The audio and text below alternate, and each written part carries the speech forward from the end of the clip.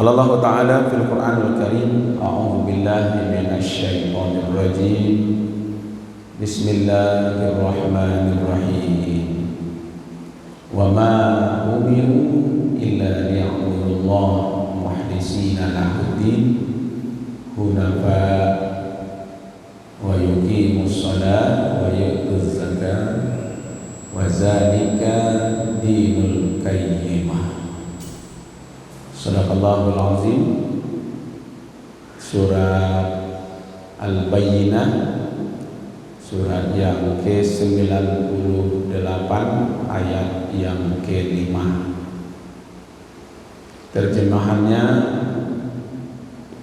menurut Departemen Agama, padahal mereka tidak disuruh kecuali supaya menyembah Allah dengan memurnikan ketaatan kepadanya dalam menjalankan agama dengan lurus, dan supaya mereka mendirikan sholat, menunaikan zakat, dan yang demikian itulah agama yang lurus.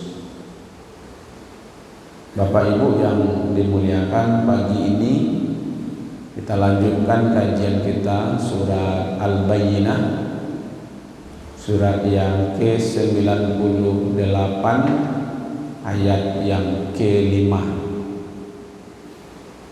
Kita paham orang-orang ahlul kitab, orang Yahudi, orang Nasrani, sebelumnya mereka satu, setelah datang Nabi Muhammad mereka terpecah.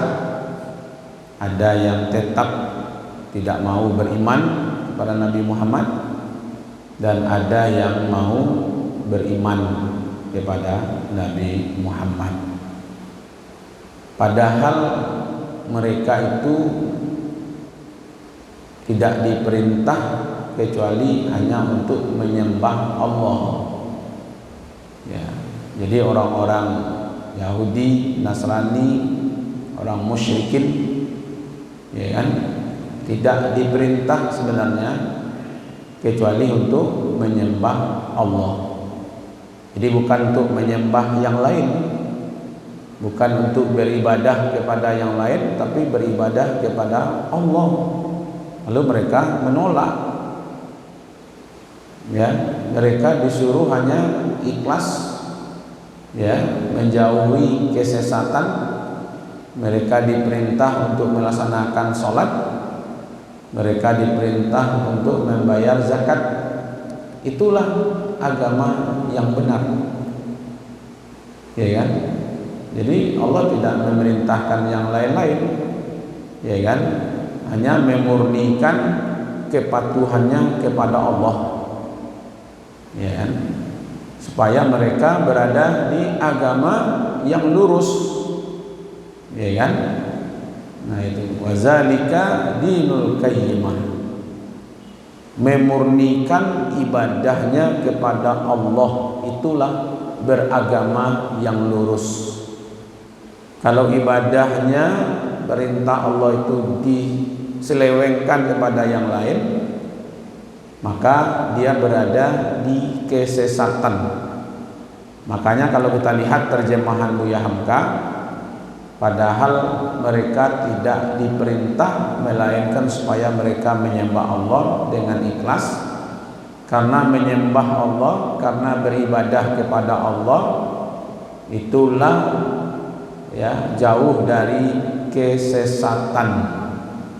Jadi supaya mereka tidak sesat, makanya diutus Nabi Muhammad supaya mereka murni beribadah kepada Allah.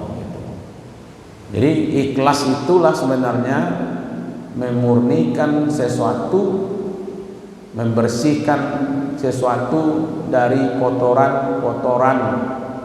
Jadi kalau ibadah, memurnikan ibadahnya hanya karena Allah, membersihkan karena yang lainnya. Saya ingat Bapak Ibu-ibu tahun 2019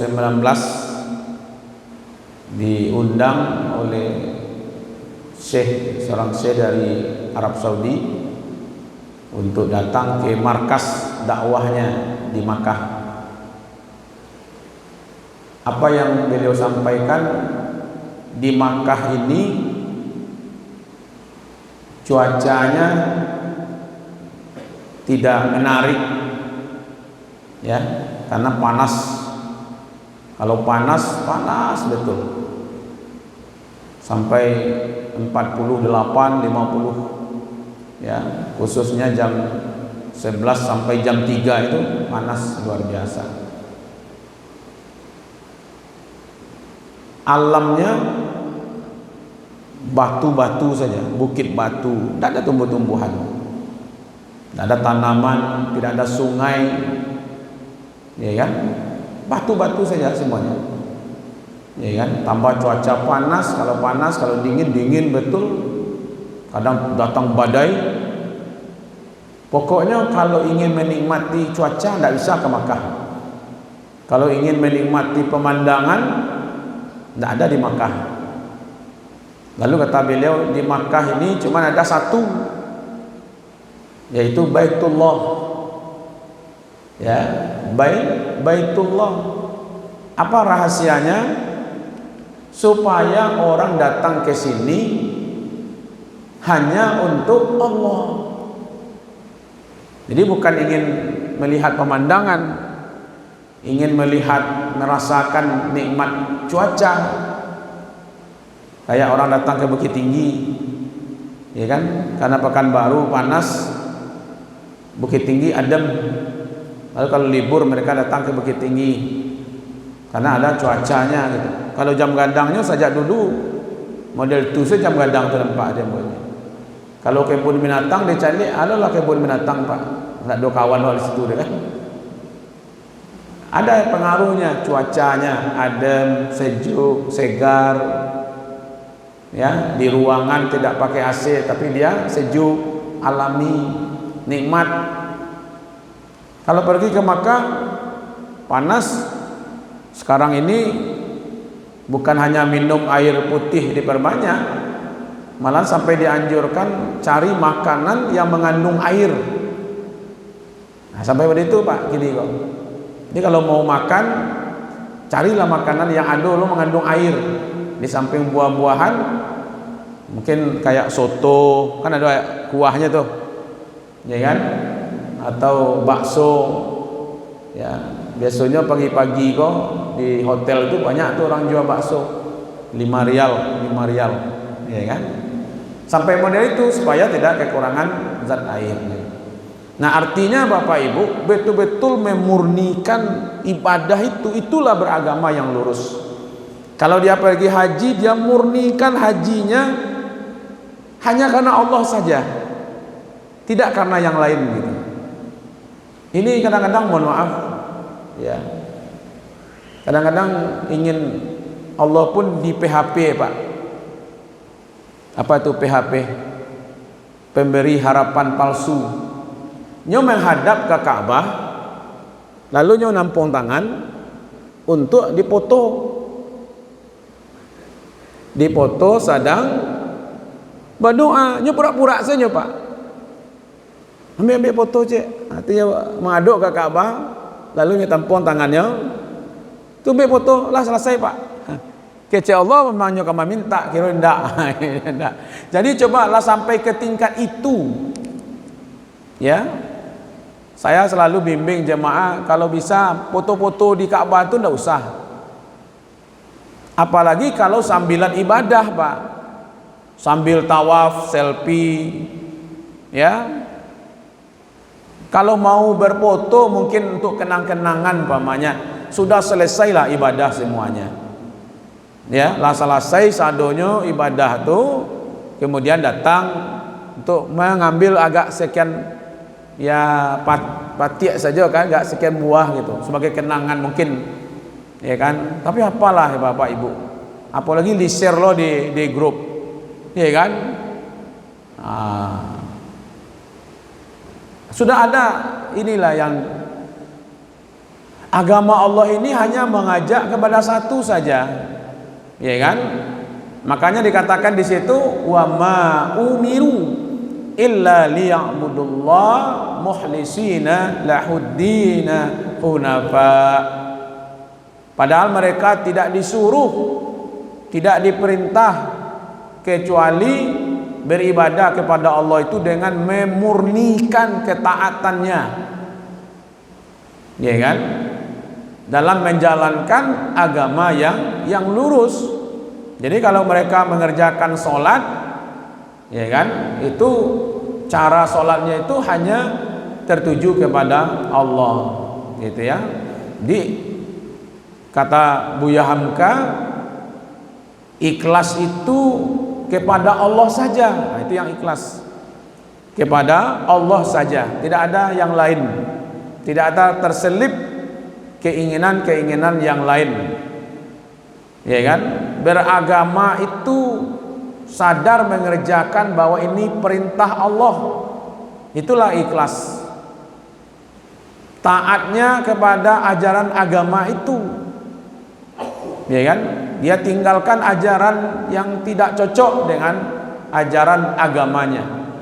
Nah, salah satu bentuk kepatuhan dari perintah Allah itu adalah mengerjakan sholat.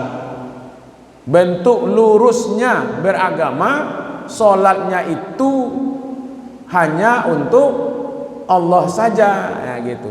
Jadi kalau dia ngerjakan sholat tapi sholatnya ada pengaruh-pengaruh yang lain, maka itu beragamanya belum lurus. Kemudian mereka membayar zakat. Jadi bukti beragama yang lurus itu wa yuqimus shalah wa yu'tuz zakah. Sebenarnya dua ini Pak kan simbol. Salat itu simbolnya berhubungan dengan Allah, zakat berhubungan dengan manusia.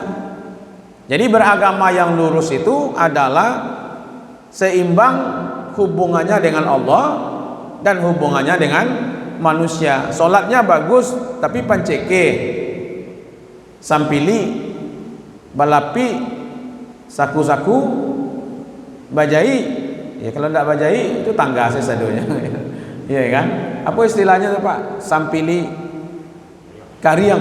Nah gitu. Jadi ada dulu sampili kariang, ada dulu sampili basah gitu. Ada kue kariang, ada kue basah gitu. Pak bantu sampili kariang. Mungkin ndak manitia sakit Allahnya Pak yung kariang gitu ya.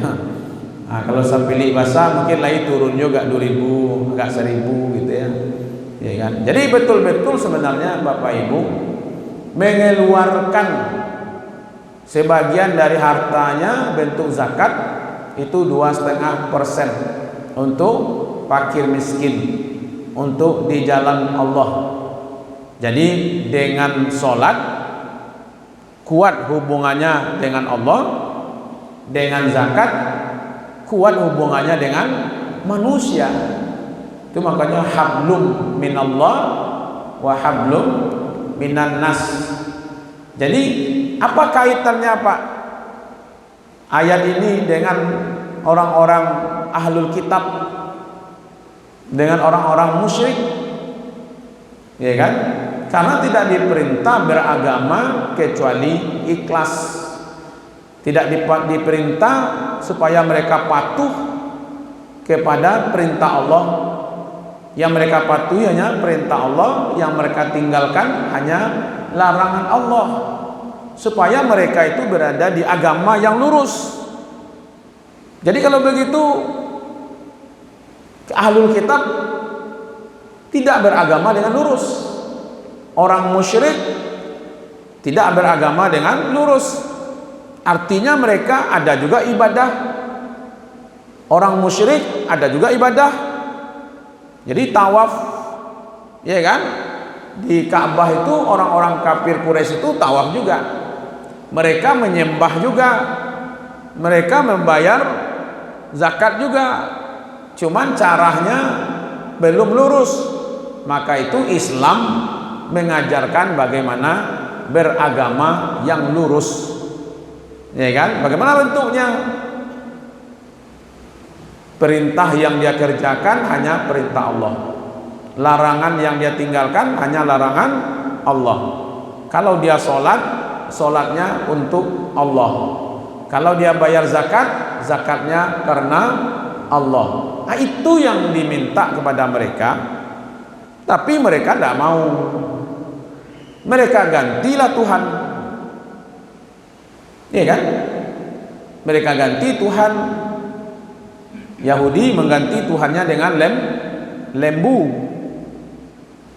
Dia menganggap Uzair anak Tuhan. Nasrani menganggap Nabi Isa anak Tuhan. Iya kan? Yang disuruh wa ma umiru illa liya'budullah mukhlishina lahuddin hunafa. Nyembahnya kepada Allah. Dia nyembah sapi. Sapi pun anaknya dibuat patungnya. Tuhannya Allah. Dia katakan Uzair anak Tuhan. Tuhannya Allah.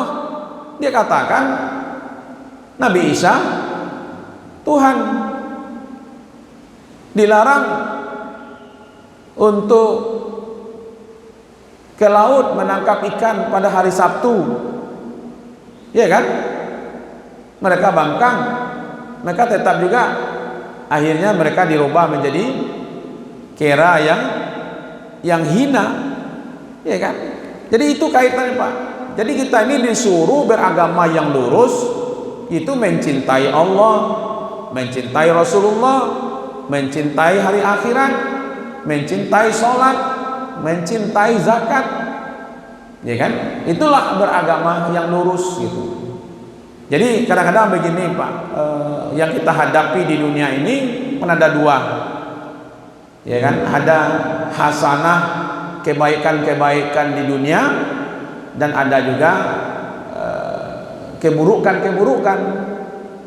Ya kan? Dalam hidupku pasti akan bertemu oleh kita. Ada yang baik, ada yang buruk. Baik dari pihak orang lain, dari alam kepada kita, ya kan? Atau kita yang melakukan keburukan. Kadang-kadang bertemu urusan yang mudah, kadang-kadang sulit, ya kan? Kadang-kadang kita memudahkan orang, kadang-kadang kita juga menyulitkan orang, atau orang memudahkan kita. Begitu juga rezeki, umpamanya, Pak. Kadang-kadang mudah dapatnya, kadang-kadang harus bekerja keras, ya kan? Ada yang bahagia keluarganya karena rezeki yang banyak, tapi ada juga keluarga yang bahagia walaupun rezekinya tidak melimpah, ya kan? Kalau ambo tuh sandangnya apa, Bu? Biarlah harta banyak asalnya bahagia, ya kan? Betul, Bu. Biarlah harta banyak asalai bahagia. Ya, sudahlah sakete ndak lo bahagia, ya kan? Sudahlah banyak halal, Pak. Nah, itu lebih baik, ya kan?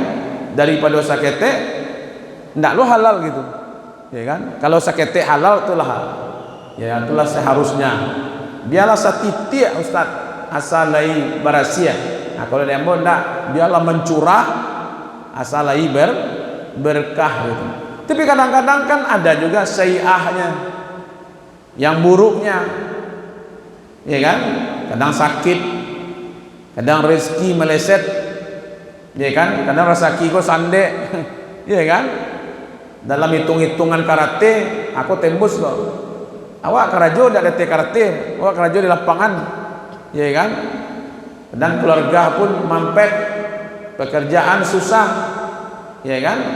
Tapi kalau beragama yang lurus, mau melimpah kebaikan, mau ketemu keburukan, yang dia tuju itu hanya Allah. Nah itu, Pak.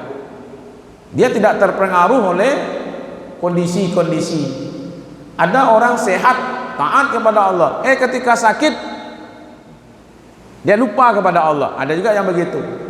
Ada yang ketika sehat lupa kepada Allah. Ketika sakit baru dia ingat. Nah, kita sebenarnya mau hasanat, mau sayyi'ah, yang baik atau yang buruk, kita selalu bersama Allah. Ya kan? Maka itu terimalah Islam itu secara total, sehingga dia mengatur kehidupan kita ketika senang dan ketika susah. Apa itu istilah Al-Quran surat Al-Baqarah ayat 208, ya ayyuhalladzina amanu dkhulu fi silmi kaffah. Hai orang-orang yang beriman, praktekkanlah silmi, di situ syariat, ajaran Islam, bukan masuk ke dalam Islam, Pak. Kita sudah Islam. Jadi kalau terjemahannya, hai orang yang beriman, masuklah ke dalam Islam secara menyeluruh. Kita sudah Islam. Jadi silmi di situ adalah syariat. Ya kan? Berarti jangan kerjakan syariat Islam itu setengah-setengah. Kalau mau untungan, nyu di muku, Pak. Zakat menguntungkan, lahirlah undang-undang zakat, bagus. Wakaf menguntungkan, lahirlah undang-undang wakaf, hebat kan? Haji menguntungkan, sapiti banyak dipakai. Apa perlu di depan memperjuangkan? Katiko bicara tentang hukum zina, nya tidak menguntungkan HAM.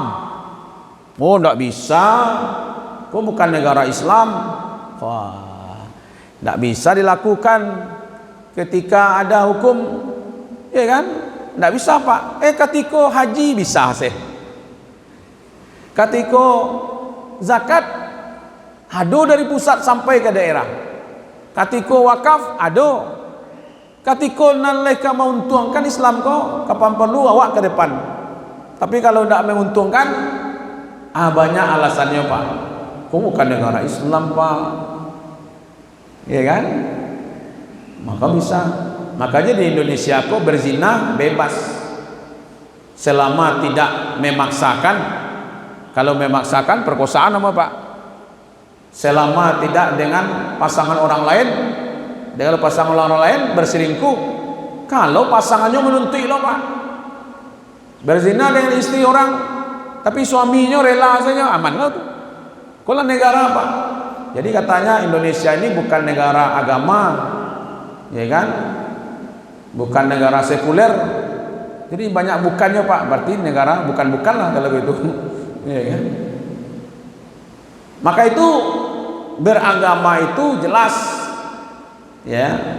Perintahnya jelas perintah Allah, larangannya jelas larangan Allah. Jadi kita ini diminta sebenarnya Bapak Ibu yang dimuliakan berada di posisi tujuan kita itu adalah berislam dalam nikmat dari Allah.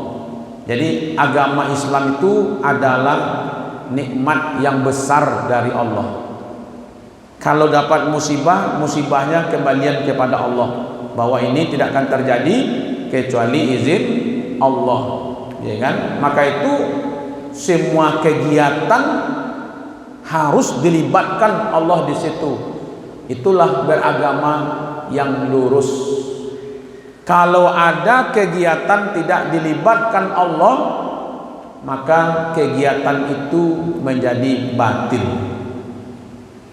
Ya, kalau tidak dilibatkan Allah di situ, ya kan, seluruhnya harus dilibatkan. Jadi kita ini sehari-hari sebenarnya Bapak Ibu, ya kan, kita sibuk adalah untuk Allah, bukan sibuk untuk yang lain. Ya, sibuklah untuk Allah. Maka lelah berubah menjadi lillah. Jadi kalau lelah wak ini arubahlah itu menjadi lillah. Ya kan, dia akan menjadi ibadah di sisi Allah. Maka itu ayat menggunakan wa ma umiru. Ya kan? Tidaklah diperintah. Maka itu selalu dibaca Bapak Ibu, amalan besar la ilaha illallah wahdahu la syarikalah lahul mulku wa lahul hamdu wa huwa ala kulli syai'in qadir. Ini salah satu bacaan yang dibaca ketika wukuf di Arafah. Ya, la ilaha illallah wahdahu la syarikalah lahul mulku wa lahul hamdu wa huwa ala kulli syai'in qadir. Ya, ini kalimat dibaca ketika kondisi terbaik, yaitu ketika wukuf. Tidak ada ilah kecuali Allah dan tidak ada syarikat dan ada sekutu bagi Allah. Itulah memurnikan ibadah kita. Makanya kadang-kadang tidak dipahami oleh jemaah kita. Kenapa talbiyah itu bicara tentang ikhlas? Ya, talbiyah.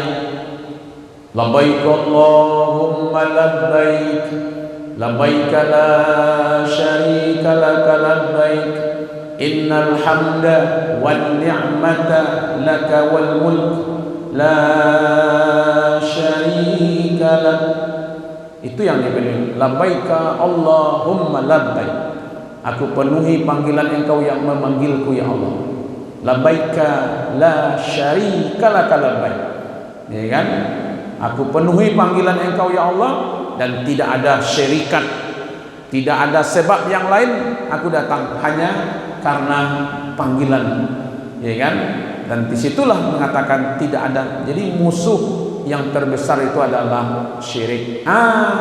Ini yang disampaikan kepada ahlul kitab, kepada orang musyrik, tapi sebagian mereka menolak, ya kan, ajaran Islam, maka mereka berada dalam kesesatan. Itulah kajian kita tentang Al-Bayyinah ayat yang ke-5. Mudah-mudahan